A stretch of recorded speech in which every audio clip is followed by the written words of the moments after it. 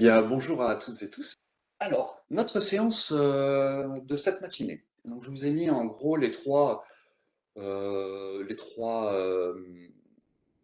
comment dire, les trois choses qu'on va pouvoir voir durant cette session. Donc, déjà, les objectifs de cette séance, ça va être, on va essayer de définir les concepts de formation tous ensemble. Et puis après, je reviendrai sur ces notions-là pour vraiment arriver à se mettre en tête, ok, qu'est-ce que c'est un jeu? Qu'est-ce qui est adaptable en formation? Qu'est-ce qui ne l'est pas? Ensuite, on va essayer de voir comment certains mécanismes du jeu, on ne pourra pas tous les voir, mais en tout cas, certains mécanismes du jeu, on va voir comment on peut les introduire en formation et comment nous, formateurs, éducateurs, conseillers en insertion, on va pouvoir utiliser de nouveaux profils pour rentrer dans le principe de construction d'activités pédagogiques. On le verra en milieu de partie. Je vous présenterai aussi des exemples, donc comme je vous disais tout à l'heure, qui vont pouvoir un petit peu mettre des mots et des images sur la création d'outils pédagogiques ludiques. Donc le programme va se découler autour de ces trois temps, les enjeux du jeu, avec des définitions, un temps, donc là vous avez un petit bonhomme qui est tout jaune, qui correspondra, dès que vous le verrez, ça correspondra à des foires aux questions. Le petit bonhomme bleu, ça sera pour faire la pause. Dans un deuxième temps, donc, on verra un petit peu qu'est-ce que c'est que le joueur apprenant, comment on peut concilier à la fois le profil d'apprenant avec les profils de joueurs. Et pour ça, on va étudier un peu les profils de Bartle. Et vous verrez, vous passerez un test qui va vous permettre qui nous permettra en tout cas d'avoir des réflexions autour de ça. Puis troisième temps, la preuve par l'exemple. Les outils et les usages de ces outils qu'on va utiliser durant cette séance. Donc, il va y avoir en gros trois grosses familles d'outils, peut-être que vous connaissez ou pas. Mentimeter, qui est un outil qui va nous permettre, en tout cas qui me permet de faire des nuages de mots et de pouvoir apporter de l'interactivité, même quand on est 100, 150 sur un webinaire, comme on pourrait potentiellement l'être aujourd'hui. Ensuite, j'utilise Canva donc, pour les présentations de type PowerPoint, comme je vous montre actuellement. Ensuite, il va y avoir deux outils qu'on utilisera, et en tout cas que j'ai utilisé. Un troisième qui s'appelle La Digitale, que je vous enjoins à aller voir. La Digitale, donc c'est une plateforme d'outils très utile, enfin très pratique et utilisable pour les formateurs hein, ou les éducateurs. Cet outil m'a permis de créer des QR codes gratuitement et de créer des liens aussi, mais je vous enjoins à aller voir. Et le dernier outil que j'ai utilisé, c'est un site internet qui s'appelle Flaticone, qui me sert pour agrémenter mes présentations ou des sites internet d'icônes libres de droit. C'est un véritable caverne d'Alibaba. Donc voilà les quatre outils, quatre types d'outils qu'on va pouvoir utiliser tous ensemble. Et à partir de là, on va pouvoir se lancer, si ça convient, sur la première partie, les enjeux du jeu. Qu'est-ce qui fait que jouer est modélisable en pédagogie? Quels sont les points clés? Donc pour arriver un petit peu à cette réflexion, ce que je vous propose, c'est déjà, on va un petit peu débroussailler le terrain des définitions, c'est de rentrer plus précisément dans chacune des définitions et de voir ce qu'ont apporté les uns et les autres, scientifiques, chercheurs, à ces définitions, à cette terminologie. Je vais commencer par vous présenter deux personnes qui sont, à mon goût, très importantes dans la ludologie, la compréhension du jeu, son étude scientifique. Le premier, c'est Roger Caillois, qui est un sociologue qui a travaillé entre autres sur le concept de jeu. Le deuxième, c'est Bernard Switz, qui a écrit un livre qui s'appelle La Sauterelle dans les fin des années 78, qui est plutôt philosophe. Roger Caillois, lui, va définir le jeu, donc il a fait des études, etc. Et il a défini, on va dire, 6 critères pour définir un jeu. Pour lui, un jeu, c'est libre, délimité, que ce soit dans l'espace ou dans le temps, c'est incertain, improductif, c'est réglé, c'est-à-dire qu'il y a un système de règles, et c'est fictif. Comme je vous ai mis un petit peu des termes en noir et en orange, je vous donne à réfléchir autour de cette distinguo et ce qui pourrait se rapprocher proprement dit du jeu, de la formation, du système formation, et de ce qui pourrait s'en éloigner. Si on regarde un petit peu, Libre, délimité et réglé, ce sont des termes qui peuvent se rapprocher du système formation, puisque lorsqu'on crée une formation, une activité pédagogique, on est vraiment dans un système où la personne vient librement, bien évidemment, dans la formation. Elle est délimitée, cette activité pédagogique, avec un temps, des consignes, et réglée via des consignes. Les trois termes les plus, comment dire, complexes peut-être à intégrer dans une activité pédagogique quand on crée un jeu, c'est l'aspect incertain du jeu, puisque nous, on travaille sur des objectifs pédagogiques ou des compétences professionnelles, et ces compétences professionnelles, il faut qu'elles soient certainement atteintes. Deuxième petit terme qui peut s'échapper du système de la formation, c'est l'aspect improductif du jeu. C'est vrai que on est dans un système improductif, c'est-à-dire qu'on va pas créer de richesse. On pourrait tirer la réflexion en disant si quand on joue au poker, on gagne des sous, etc. Il n'empêche que les sous dans le poker n'est qu'une résultante du jeu. Proprement dit, le jeu, on peut jouer au poker sans argent et ça ne pose aucun problème. Et l'aspect fictif aussi peut être problématique dans le système de formation, même si on verra que la magie du jeu nous permet de transposer un univers réel, l'acquisition de compétences en milieu professionnel, à un environnement, à un univers fictif qu'on va pouvoir sublimer. Donc voilà pour la définition de Roger Caillois pour son système de jeu. Dit autrement par Bernard Suite, donc lui, il a synthétisé ça à la manière d'un philosophe. Pour lui, jouer consiste à tenter volontairement de surmonter des obstacles inutiles. Je trouve que c'est très bien résumé. Et d'ailleurs, dans le système de notation, je lui ai donné 5 et Roger Caillois uniquement 3, parce que je trouve que la phrase de Bernard Suite est vraiment très intéressante.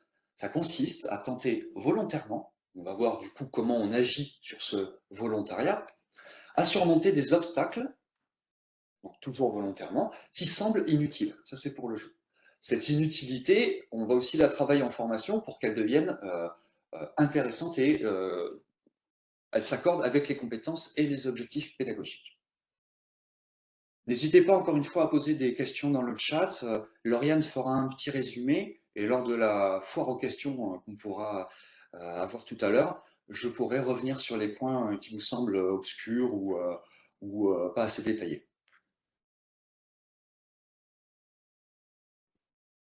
Alors,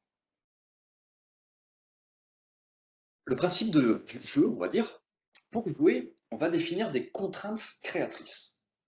Ces contraintes créatrices, on va réfléchir un petit peu autour de qu'est-ce qu'elles sont, pourquoi elles sont là, et qu'est-ce qui fait qu'elles engagent quelqu'un sur une partie de jeu.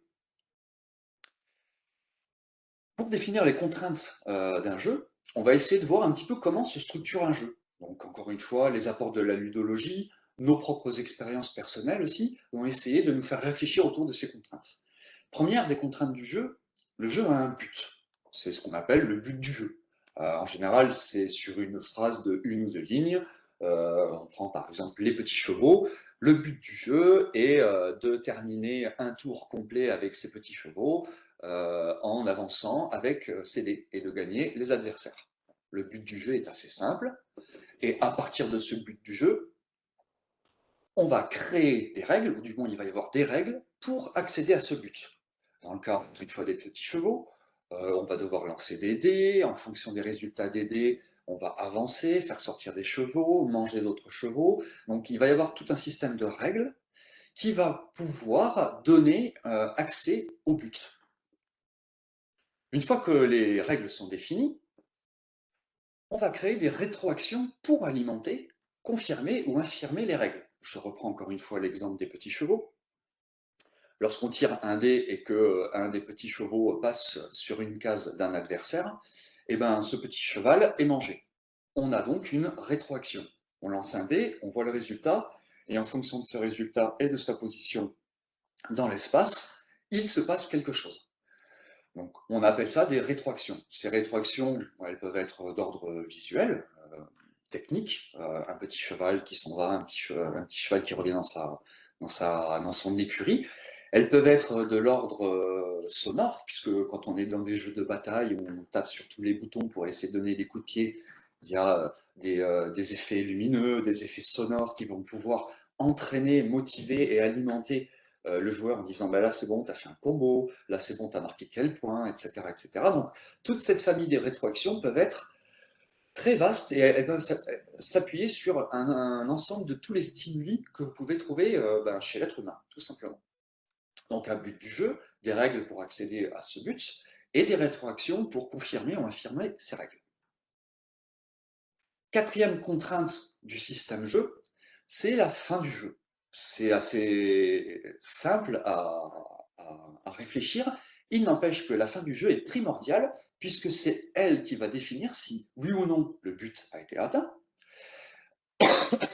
Et c'est elle qui va délier le jeu en fonction des règles.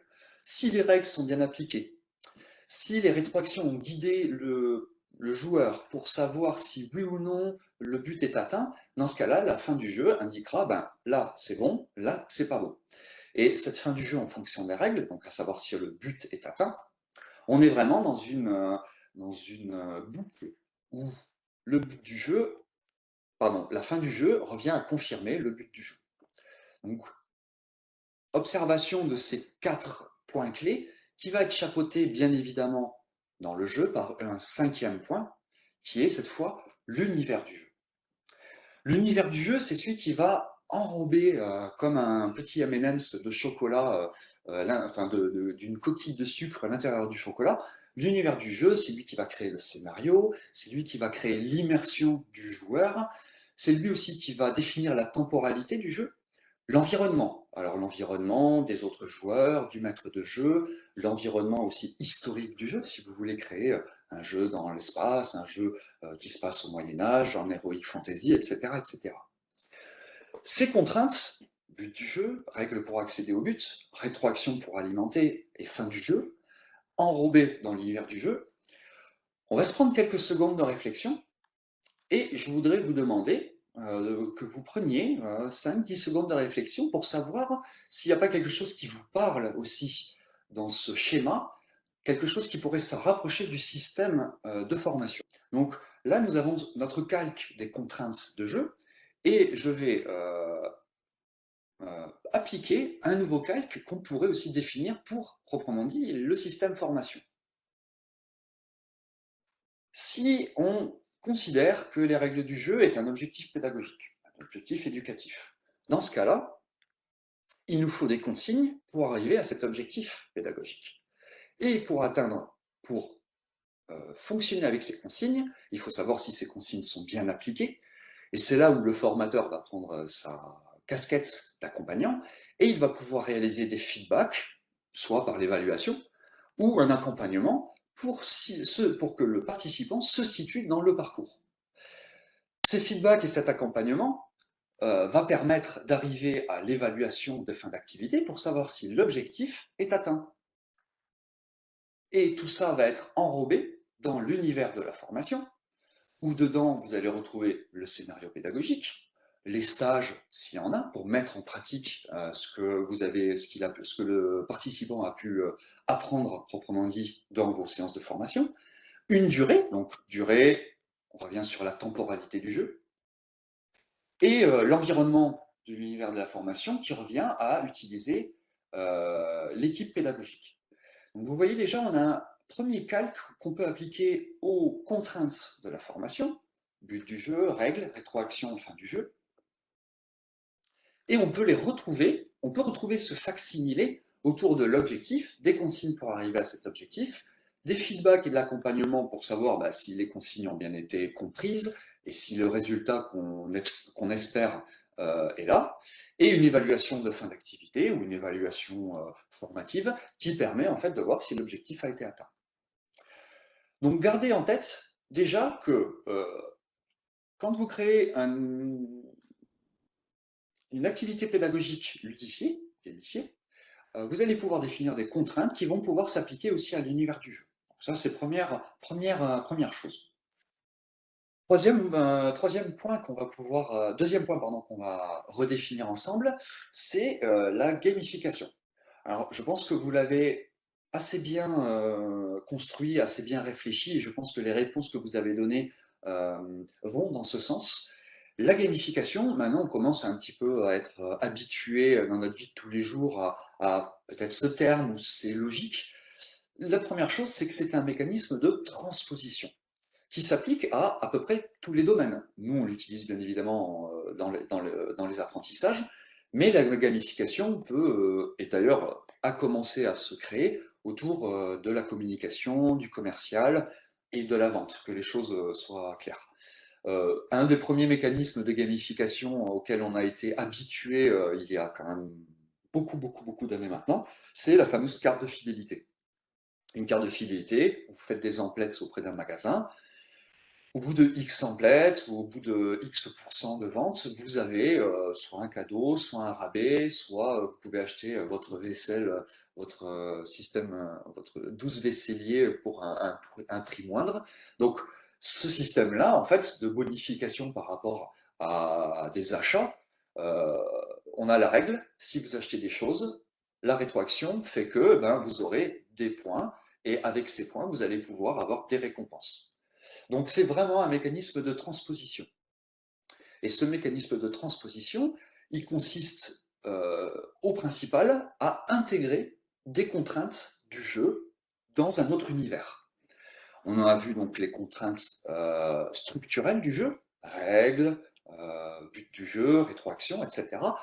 On verra dans une deuxième partie quelles sont les logiques qui sous-entendent aussi qu'est-ce qu'un joueur, comment on le définit. Donc on va intégrer des contraintes de jeu.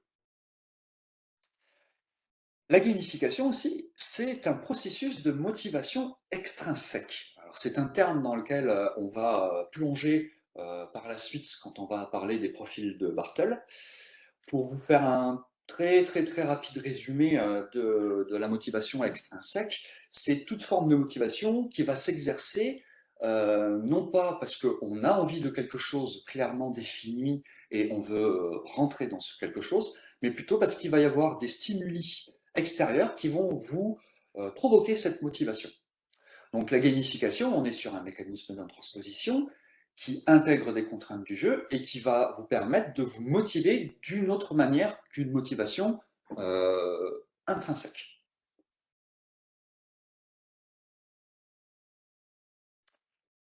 Dernière définition, définir qu'est-ce que pourrait être un jeu pédagogique. Encore une fois, les mots qui sont revenus tout à l'heure dans la définition collective étaient très pertinents. Activité d'apprentissage, apprendre. Effectivement, un jeu pédagogique, c'est fait pour apprendre. Son mode opératoire se fera via une transposition des mécanismes du jeu dans une activité pédagogique, mais un jeu, comme va nous l'expliquer Julien Alvarez, que je vous enjoins aussi à suivre, soit sur les réseaux, soit via son site internet. Il est docteur en sciences de l'information. Il s'est spécialisé il y a de très nombreuses années en ludopédagogie et il a trouvé des mécanismes euh, universel, je dirais, de jeux pédagogiques. Comment ça s'exerce, comment ça s'emploie, comment ça se transforme, comment on fait pour avancer, avec une étude plus spécifique sur les jeux numériques. Pareil, c'est une caverne d'Ali Baba en fait, et pour lui, différentes interprétations. Lui, comment dire, en 2007, il a essayé de tirer, donc il a écrit de nombreux livres, et entre autres un livre que j'ai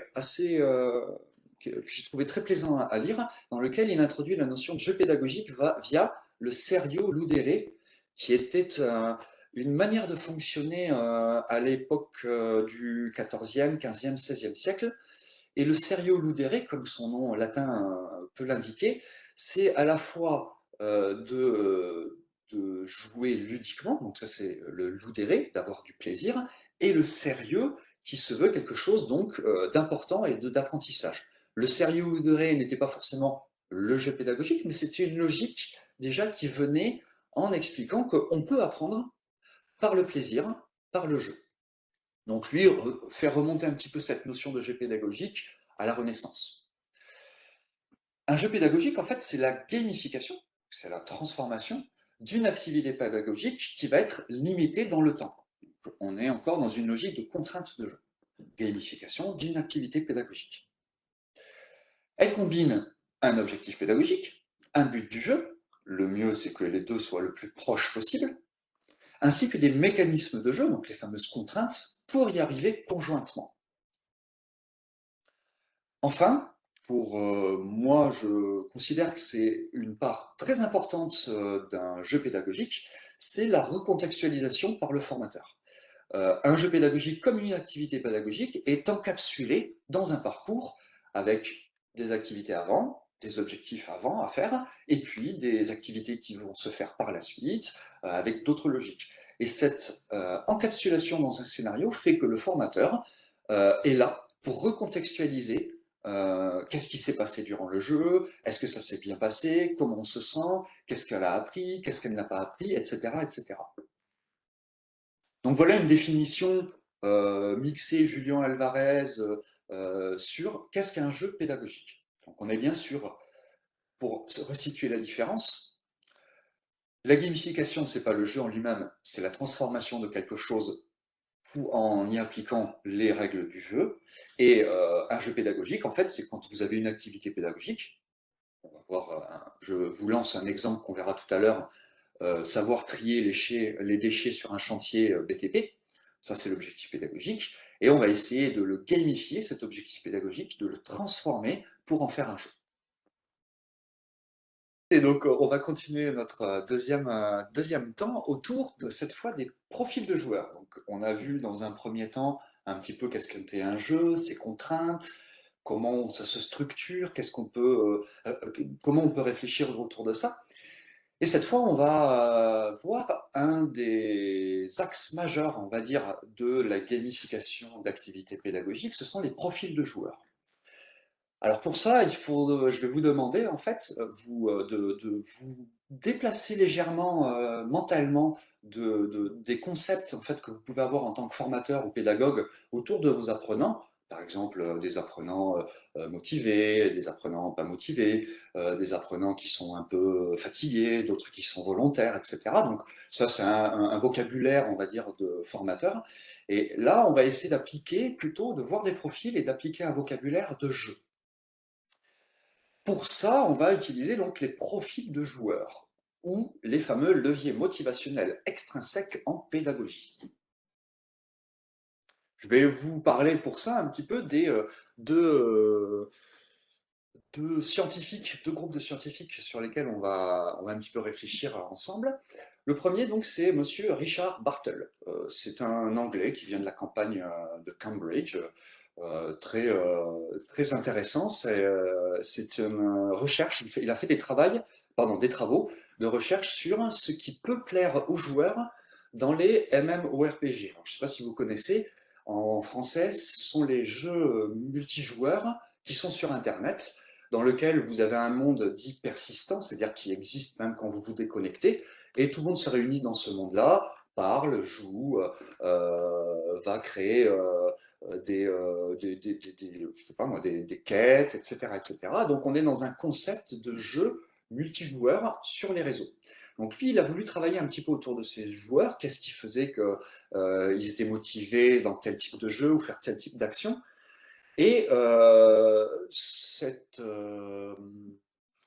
réflexion, nous, on peut se l'appliquer bien évidemment dans tous les jeux en règle générale et aussi bien évidemment en formation. Le deuxième type de recherche dont je voudrais vous parler, c'est ceux de Dessier et de Ryan, qui eux donc, ont travaillé autour de la théorie de l'autodétermination et donc des types de motivation. Pour leur réflexion, ils ont, et sans rentrer trop dans les détails, pour eux, il y a entre autres deux grands types de motivation pour déterminer si oui ou non si une personne va réaliser une action. Elle tourne autour de la motivation intrinsèque. Donc la motivation intrinsèque, pour en revenir vraiment dans le détail, c'est vous voulez la réalisation d'une action. La motivation intrinsèque, c'est ce que vous allez trouver en vous pour pouvoir réaliser cette action.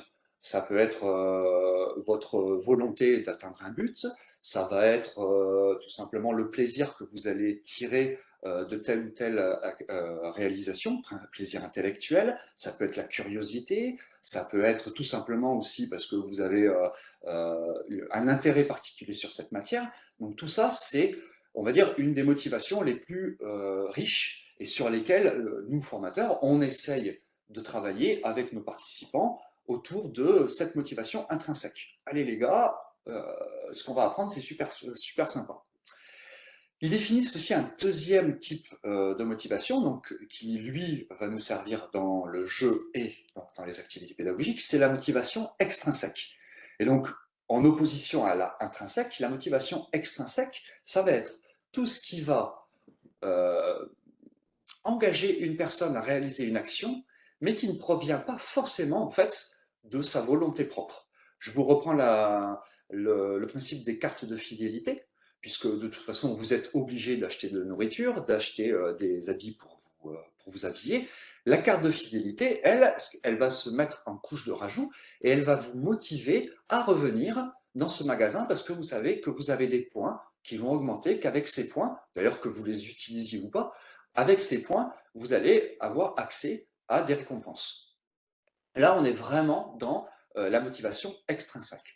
Un autre type de motivation extrinsèque qui est très très très intéressant, c'est dans le métro de Stockholm, ils ont essayé de créer un nudge, un N-U-D-G-E-S, parce qu'il y en a plusieurs, nudge. Le concept étant celui-là, l'objectif était que les gens puissent utiliser plutôt l'escalier plutôt que l'escalator automatique.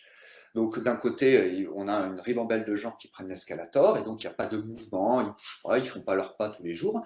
Donc ce qu'ils ont créé, c'est à côté de l'escalator, juste à côté, l'escalier, ils l'ont transformé en touches de piano, des touches blanches et des touches noires. Et ils ont observé et ils ont vu comment les... Et donc c'est des touches de piano, quand on appuie dessus avec le pied, il y a un son qui est joué. Et juste en mettant en parallèle l'escalator où il ne se passait rien et l'escalier où vous allez jouer une musique, la motivation, ce qui a été touché, c'est la motivation extrinsèque. Et vous pourrez aller voir quelques vidéos sur Internet en tapant Nudge Métro Stockholm. Et ben, il y a eu une recrudescence, plus de 70%, je crois, de gens qui ont arrêté de prendre l'escalator pour prendre des escaliers. Uniquement parce qu'en fait, il y avait une motivation extrinsèque, qui était de faire de la musique. Alors c'était très bruyant, hein, pam, pam, pam, pam, pam, pam, pam, pam. Et au fur et à mesure que les gens arrivaient, ça faisait des choses très désordonnées, mais en fait, voilà à quoi peut servir une motivation extrinsèque. Et nous, on va utiliser ça grâce au profil de Bartle pour pouvoir en tirer des motivations, des engagements. Donc là, je mets 4 à 4 parce que les deux approches vont nous servir. 4, en gros, oui, en gros, Bartle, les New Learning, tout à fait, merci Corinne, tout à fait. On va pouvoir tirer 4 types de profils qu'on va voir plus en détail tout à l'heure, et donc qui vont nous servir à utiliser 4 leviers motivationnels. Ce que je vous propose, c'est de rentrer un petit peu dans le détail maintenant de ce que sont les profils de joueurs et comment on va pouvoir en tirer quelque chose, nous, en formation. Encore une fois, essayez d'imaginer vos participants, non plus que comme des stagiaires, des formés, mais plutôt comme des joueurs qui vont essayer, sur lesquels vous allez vous appuyer sur des motivations pour les entraîner dans vos activités pédagogiques. Donc, le premier profil qu'on peut voir, c'est celui du fighter, le combattant. Dans le premier terme qu'avait utilisé Bartle, c'était carrément le killer. Donc, pour vous donner un petit peu l'aperçu du profil. Encore une fois, c'est un langage de joueur, de gamer, un peu poussif. Ne soyez pas choqués par ça et tirez-en en fait ce que vous voulez à travers ces termes-là. Donc, le combattant. Le combattant, lui, ce qu'il aime, c'est rivaliser, c'est-à-dire en fait gagner, railler, se dépasser ou dépasser les autres et combattre. Voilà son moteur principal, son plaisir du jeu. Euh, ce qui l'établit en fait dans ce plaisir-là, ça va être tout ce qui va tourner autour des challenges, de la compétition, de la réalisation, du faire proprement dit, de la construction de quelque chose. Ça, c'est quelque chose sur lequel vous allez pouvoir vous appuyer, vous, pour les motiver. Et puis, les mécanismes qui lui sont en général attribués, c'est tous les mécanismes qui vont tourner autour des badges, des échelles de score, des classements ou des jauges. Donc, tout à l'heure, on parlait par exemple de la compétition dans Kahoot. Vous savez, des échelles de compétition, le premier, le deuxième et le troisième. Là, on est vraiment dans le profil du combattant type badge, score, classement, compétition. C'est celui qui apparaît le plus facile à appréhender en termes de jeu. En général, il apprend en groupe, puisque de toute façon, pour concurrencer et pour gagner face aux autres, il faut travailler en groupe. Des jeux qui peuvent y être attachés, des jeux qu'on connaît, eh ben, par exemple, c'est les échecs.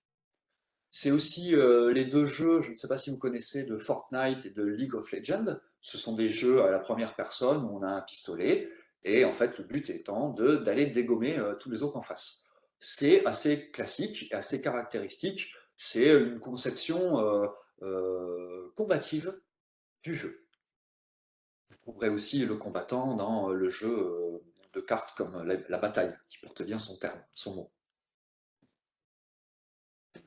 Ça, c'est le premier type de profil sur lequel vous allez pouvoir agir. Le deuxième type de profil, ça va être le joueur social, le socialiseur, comme ils disent dans le test. Celui-là, comme le joueur combattant, il va devoir travailler en groupe. C'est ce qu'il préfère, bien évidemment. Ce qu'il aime avant tout, dans un jeu et donc dans une activité pédagogique, c'est rejoindre, partager, aider ses conjoints, ses collaborateurs, donner, échanger, recevoir et commercer. Donc tout ce qui entraîne des mécanismes sociaux entre les joueurs et donc entre les participants. Euh, Sa motivation, on va dire, ses leviers, ses mécanismes de motivation, ça va être autour de la création de quelque chose, de l'échange. Oui, Monica, vous recevrez le diaporama. De la collaboration, du travail collaboratif, de la réflexion et aussi d'avoir un statut social. Le joueur social aime bien avoir une valorisation de son engagement au sein d'un parcours, d'une structure ou d'un jeu. Les mécanismes de base qui vont le motiver, ça va être offrir, partager, échanger, collaborer. Donc, de prime abord, par exemple, le mécanisme d'un forum ou d'un mur collaboratif, type Padlet, Digipad, va pouvoir combler une partie du joueur social. Si on réfléchit à des jeux qui tournent autour du joueur social, vous avez, par exemple, tous les jeux d'ordre des jeux d'équipe. Le foot, le rugby, le volley. Effectivement, il y aura toujours un meilleur parmi l'équipe, un smatcher, un goal, etc. Il n'empêche que ce sont des jeux collaboratifs, sociaux, sans échange, sans reçoit, sans donner, on perd la partie. Deuxième jeu aussi, je ne sais pas si vous le connaissez, qui s'appelle Anabi. Anabi, c'est un jeu de cartes collaboratif assez simple où on doit recréer des feux d'artifice qui sont colorés, jaune, rouge, vert, bleu, et qui vont de 1 à 7. Et donc le système est simple, on doit juste poser des cartes de la couleur correspondante, et puis du 1 au 7. La seule grosse différence, c'est que le joueur ne voit pas ses cartes, et c'est tout le groupe qui les voit. Et c'est le groupe qui va lui dire, tiens, toi tu as une couleur bleue ici, toi tu as tel numéro là. Et en fait, c'est la personne, en ayant récapitulé tous ces indices, qui va poser les cartes face ouvertes, en espérant que ce soit la bonne carte. Donc on est vraiment dans un jeu collaboratif, puisque c'est toute l'équipe, tout le groupe qui joue contre le jeu à gagner. Un autre jeu de type social dont j'aime bien parler, parce que alors là, on est vraiment dans le détournement proprement dit, c'est Splashtoon. Je ne sais pas si vous connaissez Splashtoon. Splashtoon, il s'est créé pour tout type de joueurs. Parce que je vous rappelle que les jeux de tir ne sont autorisés qu'à partir d'un public de 16 ans, je crois, que les réseaux sociaux sont acceptés pour un public de l'ordre de 12 ans. En fait, ce qu'a fait Splashtoon, c'est qu'ils ont fait un jeu de tir à la première personne, où au lieu de tirer des vraies balles, on tire avec du paintball, des taches de peinture, etc., etc. Et puis, donc, il a basé ce jeu sur les moins de 12 ans. On va dire, vous savez, ce public que les réseaux sociaux et les jeux ont du mal à atteindre. Donc, ils ont créé ce jeu. Et dans ces jeux, il y a des salles, on va dire, de jeux Mais dans ces salles de jeu, on peut discuter, on peut chatter. Quand on rapproche un bonhomme de l'autre, on peut carrément parler avec son micro-casque, etc. Et en fait, les jeunes joueurs qui n'ont pas le droit de rentrer sur Facebook ou Instagram parce qu'ils n'ont pas 12 ans, se sont complètement investis dans ce jeu de tir et ont créé des salles virtuelles de communication, de discussion, tant et si bien que presque plus personne ne jouait à Splatoon, à se tirer des balles de peinture. Donc ils se sont rendus compte que ce jeu était devenu un jeu plutôt de réseaux sociaux, et ils sont allés plus loin puisqu'ils ont sorti le Splatoon 2, qui lui est complètement axé sur des outils de réseaux sociaux. Donc vous voyez comment un jeu qui était à la base pour les combattants s'est transformé en un jeu pour les joueurs sociaux. Très intéressant d'aller voir un petit peu ce jeu, comment les joueurs l'ont transformé pour l'adapter à leur propre profil et à leurs propres besoins.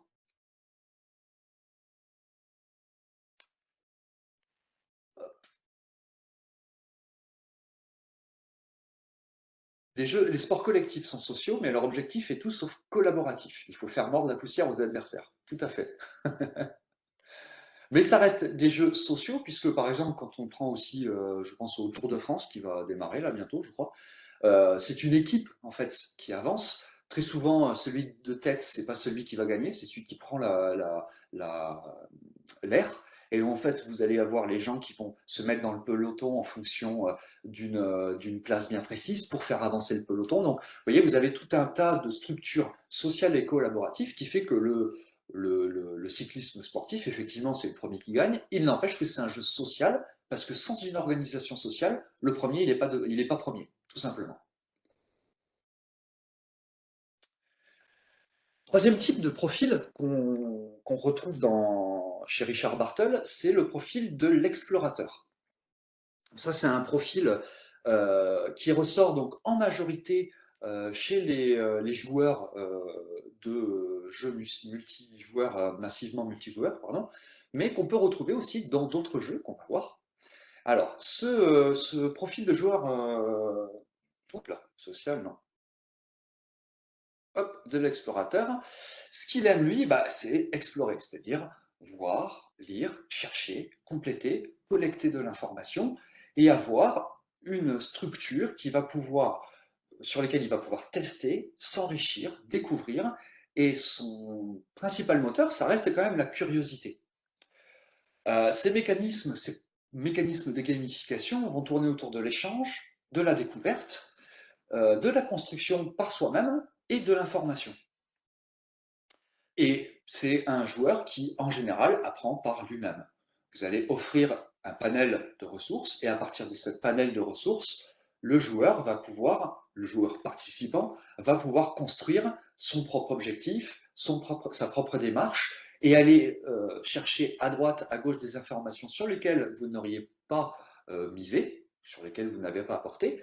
On est vraiment dans une logique d'apprentissage par soi-même. Bon, comme on le sait tous maintenant, vous avez énormément de ressources, on va dire, de formation sur YouTube. Tout le monde peut apprendre à coudre maintenant avec YouTube. Tout le monde peut apprendre à construire un meuble avec YouTube. Tout ça, c'est de la matière pédagogique. Et en fait, pour un joueur explorateur, ça va lui donner l'envie d'aller chercher ses ressources et qu'il construise par lui-même, qu'il les collecte et qu'il construise un apprentissage par rapport à toutes ces ressources que vous pouvez lui offrir. Des types de jeux qu'on peut voir pour le profil d'explorateur, bah, le classique chasse au trésor. Vous avez quelque chose, vous avez des énigmes, vous allez résoudre des énigmes pour arriver à des buts, etc., etc. La chasse au trésor, l'escape game aussi, fait partie d'une certaine manière des jeux d'exploration. Vous avez aussi le jeu Minecraft. Alors pour ceux qui connaissent doivent avoir les yeux qui doivent rouler dans leurs orbites. Ceux qui connaissent pas, c'est un jeu qu'on appelle un jeu bac à sable. C'est-à-dire que c'est un jeu sous forme en 3D. Donc on se déplace dans un monde ouvert, de forêts, de lacs, etc. Euh, Structuré visuellement avec des gros cubes, un peu comme un Mario Bros, si vous vous souvenez un petit peu de ce visuel-là. C'est des gros cubes. Ces cubes, vous pouvez les déplacer, en faire quelque chose d'autre. Avec le sable, vous pouvez faire du verre. Vous voyez, vous avez plein de règles qui sont établies dedans, mais aucun but du jeu. Le but du jeu, en fait, c'est de jouer. Et dans ce jeu, vous allez pouvoir explorer le monde, construire votre maison, jouer avec d'autres joueurs, affronter des dragons cachés, etc., etc. Mais c'est un monde d'exploration. Le monde de Zelda aussi, je ne sais pas si vous connaissez ce jeu, Zelda était un des premiers jeux à créer des mondes ouverts, c'est-à-dire qu'on pouvait se balader, des fois on allait dans un village qui n'avait pas été prévu par le scénario, et dans ce village, eh ben, il y avait des quêtes à exécuter, que vous pouviez faire ou pas, c'était à votre plaisir, à votre libre choix de faire ou pas ces quêtes. Le profil explorateur va pouvoir nous servir, nous aussi en tant que formateurs, où vous allez pouvoir proposer du contenu additionnel ou non à vos stagiaires pour qu'ils aillent puiser de l'information et puis compléter leur propre richesse de parcours formation. Le dernier profil de joueur, c'est le collectionneur. Le collectionneur, alors vous voyez sa tête remplie de lingots d'or. Ce qu'il préfère, lui, c'est s'exprimer. Il aime bien choisir, se personnaliser, personnaliser son parcours, disposer de certaines choses que d'autres n'ont pas, concevoir, habiller, pourquoi pas un avatar, ou habiller son résultat de production, et il aime bien s'exposer. Ces leviers motivationnels, ça va être autour du surpassement, de la fierté et de la reconnaissance de ce qu'il a apporté, et sur le mécanisme de l'accumulation. Ces process, ces mécanismes vont tourner autour des niveaux, des chiffres, des jauges. Vous voyez, on retrouve un petit peu aussi le vocabulaire qui peut s'appliquer aux fighters, aux combattants et aux joueurs sociaux. Badge, hiérarchie, une progression, ça c'est très important pour le collectionneur, de voir une progression dans son parcours et voir observer une accumulation. Et c'est un joueur participant qui va travailler étape par étape. Première étape, deuxième étape, et à travers toutes ces étapes, il va pouvoir accumuler de la connaissance et de la compétence. Le premier jeu auquel on pourrait penser quand on passe au collectionneur, c'est le Monopoly. Le Monopoly est un jeu de collectionneur. Au départ, on part avec 2000 $ en poche, je crois, et au fur et à mesure que le jeu se développe, on développe nous-mêmes notre propre quartier, nos hôtels, etc. Et on va accumuler de la richesse, collectionner des hôtels, des rues, etc. Et à la fin, il y aura quand même une considération de combattant, puisque c'est vous qui allez remporter le jeu, mais c'est sur votre profil de collectionneur. Un deuxième jeu, où là peut-être aussi vous allez rouler des yeux si vous avez des enfants qui sont complètement fondus de ça, c'est les Pokémon. Les Pokémon est l'archétype du jeu de collection. D'ailleurs, leur mot c'est attrapez-les tous. Voilà, au moins ça veut bien dire que vous allez euh, devoir dépenser des milliers d'euros dans les cartes Pokémon pour retrouver les plus précieux. On a d'autres types de cartes de jeu comme ça pour un public un peu plus adulte, comme Magic, et tous ces succès d'année. Donc c'est des jeux de cartes qui sont à la fois sur le profil combattant, puisqu'on va jouer du 1 contre 1, mais clairement, le mécanisme de motivation, c'est d'avoir plus de cartes que l'autre pour pouvoir lui foutre sa raclée, clairement. Donc ne mésestimez pas le profil collectionneur euh, qui n'a pas joué au Monopoly et qui n'a pas voulu gagner tout le monde en remportant tous ces hôtels sur le rue de la Paix. Donc c'est un profil très puissant, très très très puissant, qu'on va pouvoir retrouver dans la personnalisation d'un avatar sur une plateforme de formation, oui, Magic depuis 91, tout à fait. C'est un vieux jeu, 30 ans maintenant. C'est un joueur qui va être content de donc, modifier son avatar en fonction des activités qu'il aura pu remplir. C'est un joueur qui va être content d'avoir du contenu additionnel sur lequel que les autres n'auront pas parce qu'en fait il a rempli tel type d'activité ou tel type de contrat. C'est un joueur très moteur.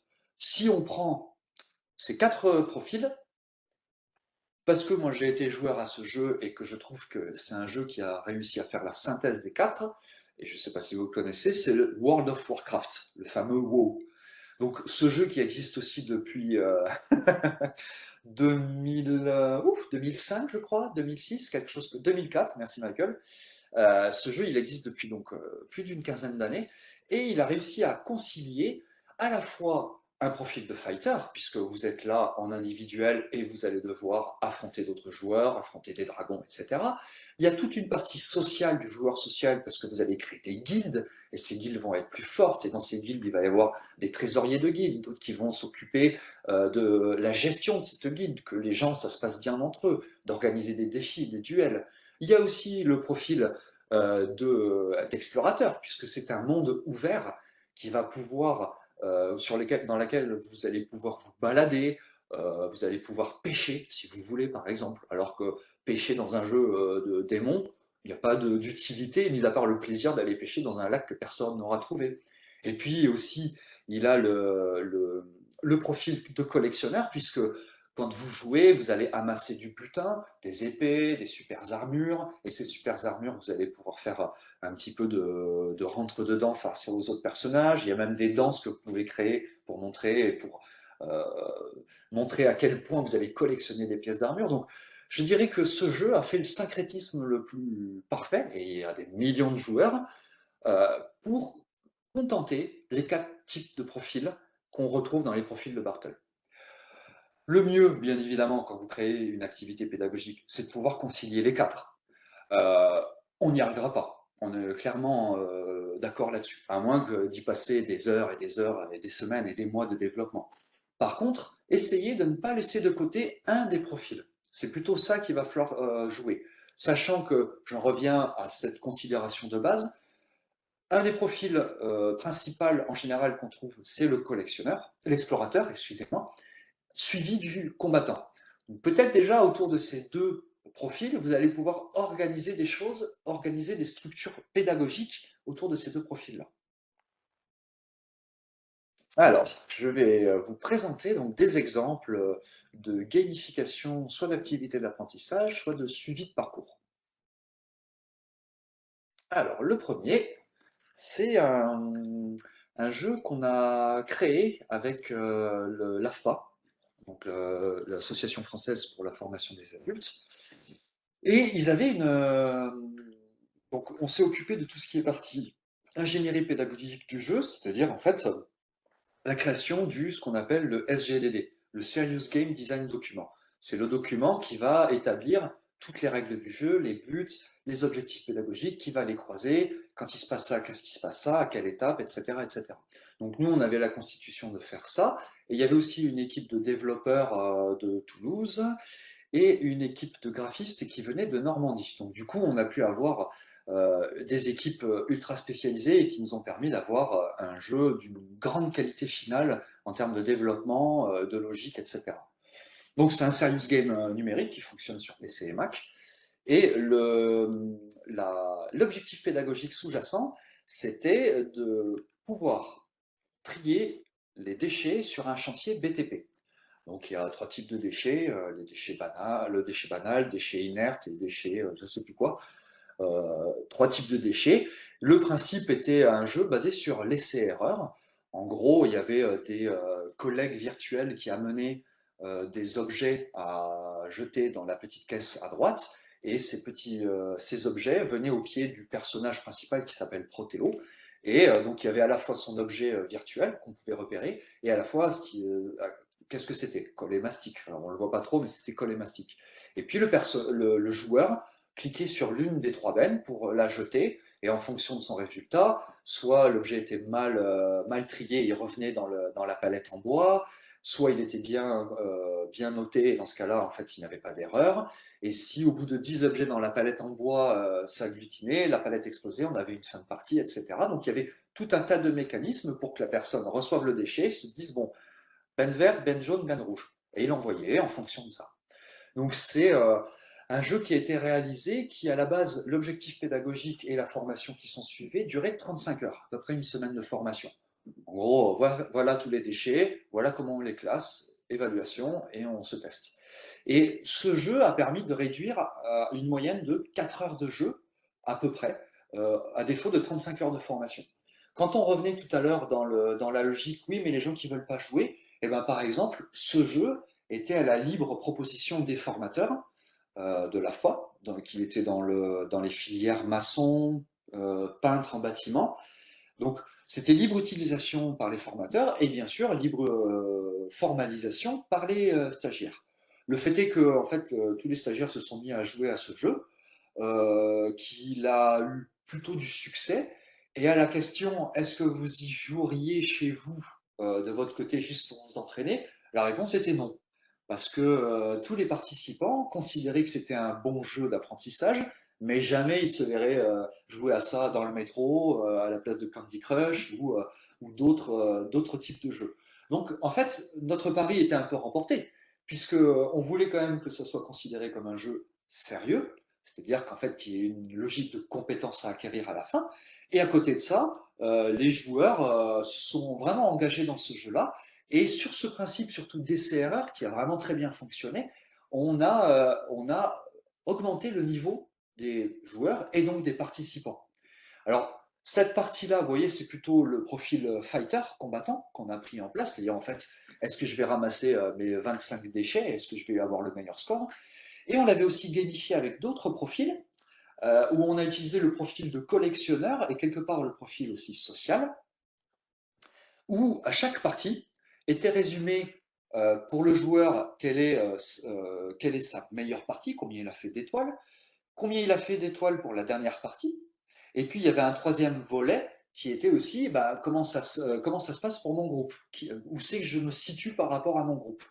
Il y avait aussi un résumé de nombre de déchets inertes qu'il avait triés sans erreur. Il y avait une recontextualisation avec le formateur à chaque fin de partie. En gros, bah, il venait à côté du participant, il disait bon, bah, ta dernière partie, voilà, les déchets dangereux, c'est quand même pas ton fort. Puis d'ailleurs, quand on regarde globalement tes parties, c'est les déchets dangereux sur lesquels il faudrait quand même que tu révises un petit peu. Et donc, du coup, il avait, alors vous voyez, là, il y a un onglet score, et il y avait un onglet à côté déchets qui était tout simplement l'équivalent d'un PDF un peu sympathique où où on pouvait aller voir qu'est-ce que c'est un déchet dangereux, de l'huile, comment il faut le classer. Donc on revenait sur une formation un peu plus classique, type de déchet, comment on le classe. Donc il y avait à la fois ce profil de combattant où il fallait être le meilleur, et à la fois ce profil de collectionneur et social où on voulait montrer aussi aux autres qu'on était les meilleurs. Pour gamifier ça en termes de récompense, il y avait donc cette progression personnelle et de groupe, et il y avait aussi des avatars, comme je vous ai montré le petit Protéo au début du jeu, si je reviens dessus. Toc. Voilà, c'était ce petit personnage-là, Protéo, qui pouvait passer, alors c'était son, on pouvait lui donner une couleur de peau, une couleur de cheveux, on pouvait le masculiniser, le féminiser, et ce petit personnage-là, en fonction des points qu'on avait, on pouvait avoir différents types de fringues à mettre, des habits, des jeans, des chapeaux, etc., qui donnaient correspondance à son niveau de jeu. Donc on l'avait aussi gamifié de ce point de vue-là. Ma vignette. Donc voilà, un jeu qui a été utilisé par, je dirais, 5 ans, ouais, allez, grosso modo 60 à 65% ouais, à peu près 2 tiers des formateurs AFPA qui sont dans les filières maçons et peintres ont utilisé ce jeu parallèlement à leur formation de 35 heures alors je ne suis plus au courant parce que ce jeu il commence à avoir 8-9 ans, donc je ne sais plus aussi si ce jeu continue à être joué et, et passe de participant en participant. En tout cas, il y a eu une bonne acceptation à la fois par les participants et à la fois par les formateurs. Ils ont participé, les formateurs, à l'élaboration de ce jeu. Ça aide quand même. Deuxième jeu que je voudrais vous présenter. Donc, le premier jeu, c'était un jeu numérique complètement, vidéo, un jeu vidéo numérique avec des touches, des claviers, etc. Et ce deuxième jeu que je vais vous présenter, c'est un jeu de cartes, un peu plus classique, qui est un jeu dont l'objectif pédagogique est l'apprentissage du vocabulaire français-anglais dans le génie mécanique. Alors, pour vous aborder un petit peu le sujet, le vocabulaire anglais-français en génie mécanique, c'est comment on dit un boulon, comment on dit une vis, comment on dit tourneur-fraiseur, le plastique, la visserie, l'outillage. Bon, c'est pas forcément un environnement ou du moins un plaisir d'apprendre ce vocabulaire-là parce que c'est assez répétitif. Et jusqu'à présent, donc ça c'était avec l'université d'Albi, ils avaient une espèce de Wikipédia en interne qui était assez intéressant où on tapait le mot, il y avait l'autre mot qui apparaissait. Donc il y avait déjà cette notion un peu d'interactivité, de dictionnaire interactif. Et on a créé un jeu de cartes de type bataille, ou du moins Magic, on peut le voir aussi comme ça, où chaque équipe avait donc chaque personne avait une équipe, soit les FR, alors ils s'appellent Mecha Warrior, soit les FR, soit les EN, et chaque personne avait une main, un tas de cartes à disposition qui étaient classées par thématique, l'outillage, la visserie, la machine-outil, etc. Donc il y avait un nombre fini de cartes. Et la logique sous-jacente était que le joueur 1 posait une carte qui pouvait être par exemple la fraise boule, et la personne en face, soit elle avait la carte qui correspondait au ball and mail, elle le posait et elle disait le mot, et dans ce cas-là, c'était neutre, il n'y avait pas de point, soit elle n'avait pas de carte, mais elle pouvait quand même dire le mot si elle le connaissait. Dans ce cas-là, elle remportait la carte et le point. Et elle reprenait une pioche dans la carte, et petit à petit, les cartes s'éliminaient, et sur une fonction, encore une fois, d'essai-erreur, pardon, en associant le mot de vocabulaire à l'image, euh, petit à petit, l'enregistrement se faisait du vocabulaire. Toujours pareil, il y avait une recontextualisation avec le formateur. En général, il était à côté, il regardait comment la partie se faisait, et il pouvait savoir que tel type de joueur avait toujours des problèmes sur la visserie et tel autre sur je sais pas, les machines-outils. Donc ça, c'était déjà un premier pas qu'on pouvait faire. Et en fait, c'était des L3 en génie mécanique, donc les licences 3. On commençait à jouer avec ce jeu. Alors, tous les decks n'ont pas pu être faits. On a beaucoup axé sur la visserie et les machines-outils. Et donc, du coup, petit à petit, le vocabulaire s'est enregistré. Et puis, on s'est dit que ce vocabulaire, on pouvait aussi le mettre dans un environnement tout à fait autre, comme la médecine, parce qu'il y a un vocabulaire de médecine spécifique à acquérir aussi en anglais. Et puis, pourquoi pas aussi changer de langue. C'est-à-dire, au lieu de faire le français-anglais en génie mécanique, on pouvait faire le français-espagnol en génie mécanique. Donc c'est un petit peu un jeu, je ne rentre pas trop dans les règles, mais c'est un jeu qui va vous permettre d'enregistrer, de mémoriser du vocabulaire. Il y a eu un immense travail de photographie fait pour ce matériel. Il y a eu, je crois, 260 photos qui ont été faites de vis, de boulons, de machines-outils. Et donc, c'était assez intéressant d'aller dans un entrepôt de tests, d'apprentissage. Et les différents enfin, les gens venaient avec leur matériel, on faisait une photo, on le travaillait un peu graphiquement pour que ce soit un peu plus reconnaissable, et on le redisposait en fonction des cartes, etc. Donc, gros travail de photographie sur ce coup-là, et de bêta-test pour faire tester les équipes, voir comment ça fonctionne, si les règles sont souples, si des fois il n'y a pas des règles qui accrochent ou qui ne servent à rien dans soit la pédagogie, soit le jeu. Donc un gros travail de bêta-test là-dessus. Troisième jeu que je voudrais vous montrer, qui est lui un jeu de suivi de patients. Donc, alors pareil, je vous donnerai, alors ça, il y a beaucoup à lire, etc. Je ne vais pas rentrer trop dans les détails, je vous enverrai de toute façon la présentation, vous pourrez rentrer dans le détail de ça. Pour vous donner une idée, la maison d'enfance diététique et thermale, qui se trouve à Cap-Verne, a une problématique principale. Elle a des patients qui sont dans des problématiques d'obésité, des patients adolescents dans une problématique d'obésité, et quand ils sont pendant l'année scolaire dans la MEDT, dans le lieu du MEDT, eh ben, ils vont apprendre des compétences d'auto-soin, des compétences de sécurité alimentaire, voilà, tout un tas de compétences qui fait que quand ils sont sur le lieu, ça marche plus ou moins bien. Il y a les éducateurs qui sont là pour les rappeler, pour les mémoriser, pour les faire enregistrer. Le problème, c'est que soit le week-end, soit pendant les vacances, ces jeunes reviennent dans leur environnement propre, familial ou amical, et certaines des habitudes reprennent le pas. Ne pas marcher, ne pas faire attention à ce qu'on mange, ne pas aller voir d'autres copains, ne pas avoir de vie sociale. Donc tout un tas de problématiques qui fait que les éducateurs de la MEDT ne savent pas trop ce qui se passe quand ils sont partis. Donc, en fait, ils nous ont contactés pour pouvoir créer un jeu qui pourrait suivre ces patients-là quand ils sont plus à la MEDT.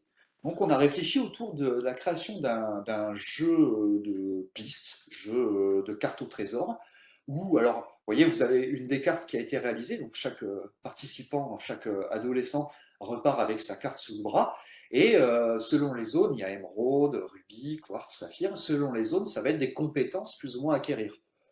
Compétences d'auto-soin, compétences de sécurité, compétences sociales, compétences culturelles. Et donc, quand la personne, le jeune, repart chez lui le week-end ou pendant les vacances, il a une série de missions à effectuer qui sont des missions organisées autour de la thématique. Je prends un exemple sur l'aspect soins et santé du corps, on va dire, de son corps. Il y a une émission qui dit eh ben voilà, toi tu es un matelot, écoute, ce qu'il faudrait que tu fasses, il y a 3 niveaux de mission. La première mission, bah, c'est par exemple de trouver une salle de sport dans ton environnement immédiat, à quelques kilomètres autour de chez toi, ou en tout cas dans ton environnement. Deuxième niveau de mission, c'est de s'y rendre et de prendre un petit selfie, par exemple, pour bien dire qu'on y est allé. Et troisième niveau de mission, c'est carrément de prendre un petit flyer dans la salle, et puis pourquoi pas de prendre un programme, enfin une séance de test. Donc là, on est à la troisième niveau de mission. Chaque mission avait 3 niveaux, de la plus simple à se mettre en place à la plus difficile, qui était la mise en mouvement de cette action-là. Donc il y avait déjà, il y avait peu d'impossibilités de réaliser les missions, ne serait-ce que d'aller sur Internet et de se dire, ah bah tiens, j'ai une salle de sport là, une salle de sport là. En fait, ça permettait déjà que la personne s'informe sur son environnement en termes du corps et du soin. Autre type de mission, ben, réaliser 5000 pas, 6000 pas, 10 000 pas par jour, c'est le plus classique. Autre type de mission, c'est de se rendre au cinéma avec les copains qu'on n'avait pas vus. Et dans ce cinéma, il ne faudra pas prendre de pop-corn. Vous voyez, il y avait tout un tas de registres comme ça de missions. Il y en a une petite trentaine. Donc ce jeu, pour l'instant, il fonctionne sur format papier. Et donc avec des cartes à distribuer, des fiches missions. Des fois, c'est un petit peu compliqué à mettre en place. Mais alors, quel lien avec la carte au trésor? C'est simplement que la carte de trésor, c'est de réaliser des missions sur des îles et de récupérer des émeraudes, des points qui vont donner en fait des possibilités de récompense. Et puis du coup, il y a des missions à réaliser. Ces missions peuvent être plus ou moins difficiles, et donc vous récupérez dans une carte au trésor vos différentes missions réalisées, qui étaient collées au fur et à mesure sur chacune des îles. Ce jeu, on est en train de le transformer en version numérique, parce que si la motivation y est plus ou moins pour les joueurs, plus ou moins dans le sens où il y en a qui sont complètement désintéressés, d'autres qui sont très investis dans ce jeu, on a décidé de le transformer ou de le transiter en version numérique, qui sera fait donc cette fois sur un téléphone, où la carte sera reproduite sur le téléphone, les missions seront lancées par téléphone, il pourrait y avoir un suivi synchrone avec l'éducateur, tout en respectant les RGPD et les rythmes des uns et des autres aussi. Et donc du coup, ce passage au numérique, on espère avoir un retour un peu plus conséquent, bah, au niveau des participants, déjà, des adolescents qui vont être plus prompts. Alors du coup, on a créé un groupe de création de jeux avec ces adolescents. Donc c'est un groupe de travail. Il y a, je crois, une dizaine de jeunes qui sont là et qui nous aident à ce qu'on construise ce jeu numérique par rapport à des choses qu'ils aiment, qu'ils apprécient sur d'autres applications, des choses qui sont jouables aussi, gérables, des choses qui les éducateurs peuvent dire ah ben non, ça c'est pas possible, ça dépasse l'objectif qu'on s'était mis en premier. Donc ce groupe de travail, éducateurs, participants, joueurs, et puis nous, groupe d'ingénierie pédagogique, on est en train de structurer ce jeu pour qu'il puisse se passer en version numérique, avec des avatars, avec tout un tas de choses comme ça. Alors, vous avez l'univers du jeu, vous avez le comment ça marche, vous avez le contexte aussi et des exemples de missions. Donc du coup, vous pourrez revenir autour de ça. Je voulais juste vous montrer un petit peu un livre qu'on a sorti avec plusieurs autres auteurs autour de la multimodalité. Et donc ce livre, entre autres, j'ai écrit un article sur la gamification, un petit peu ce qu'on a vu autour de notre atelier de ce matin. avec, j'ai transformé cet article, au lieu de faire grand 1, enfin grand A, grand B, grand C, j'ai fait un article dont on est le héros, où en fonction de vos réponses, vous allez pouvoir changer de chapitre et vous diriger vous-même dans l'histoire de cette gamification. Il y a aussi des articles qui tournent autour du théâtre en formation, du récit d'apprentissage, de plein d'autres choses, en fait, des neurosciences. Donc, si vous avez l'opportunité d'aller le feuilleter, soit dans votre libraire préféré, et vous aurez aussi sur le site quelques articles qui sont gratuits pour un peu vous implanter et vous sensibiliser un petit peu aux multimodalités qui ne sont pas forcément toutes numériques. Voilà pour moi.